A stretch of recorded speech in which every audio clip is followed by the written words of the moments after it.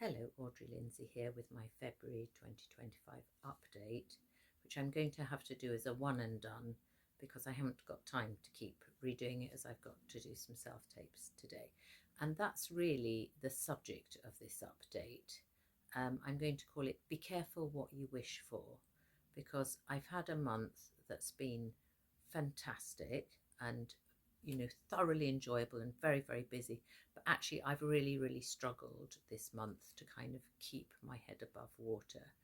Um, I think it's all to do, I've just had a lot of work in February. I worked, I think, for 18 days in February, and I was also doing my part time job in between that. So, truthfully, in terms of sort of sleeping and looking after myself, I'm not sure I've been very good at that.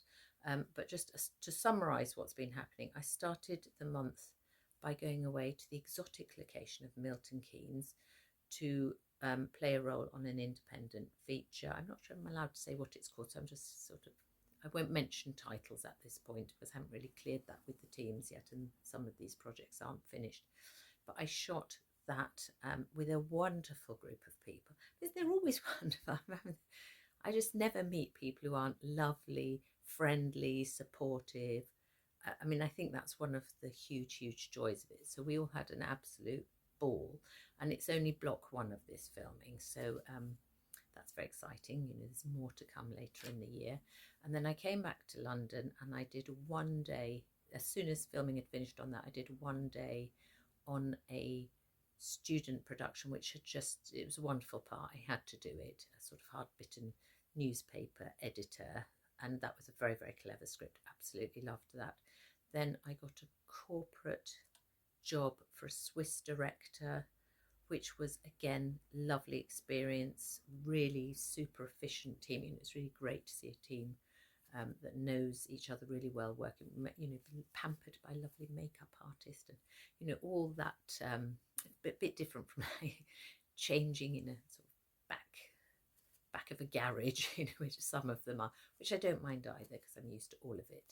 And then I came back to London and I did 5 days on another project about dementia. I think I might give up doing dementia films because this probably is the pinnacle. It was very challenging, very broad kind of character arc, very nice fellow actors. We had a very good time. So did that, and then finally I've ended up in Winchester playing a gun-toting granny again. I had to say yes to the part. It's just so entertaining and amusing. So all this has been going on, but what's also been happening is I've been having to sit on trains, learn my lines for the next job while I'm still doing the current one.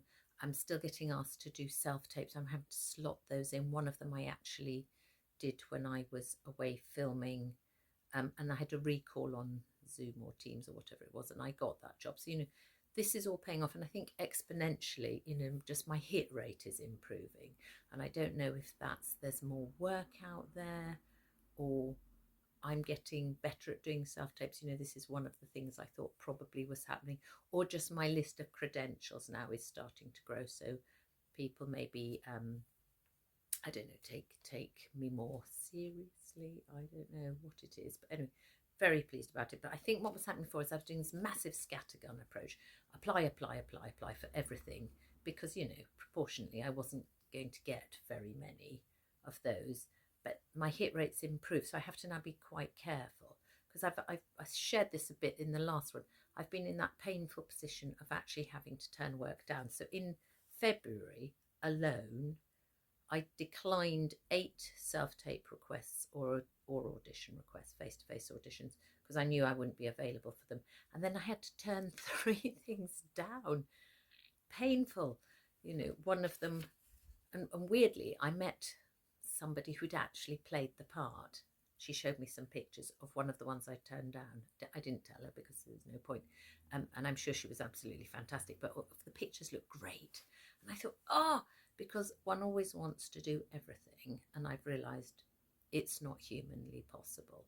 So I am going to have to be quite selective, I think, going forward. Not insanely, because I suspect March is going to be quiet and April's going to be, so everything's coming along at once. But I'm just going to have to not apply for everything. There's no point in me honestly applying for jobs in Manchester, telling myself I'm going to travel up there, because I'm probably not going to do that, and it's not realistic or practical. So I'm going to try and sort of stay pretty London, south of England focused, and just see what transpires. So yes, it's been exhausting, but it's been fabulous. I've had an absolute whale of a time. But yes, we'll see what March brings. Probably not quite so much, I suspect, and I secretly hope. But anyway, thanks for watching, and I will return at the end of March with more news, if there is any.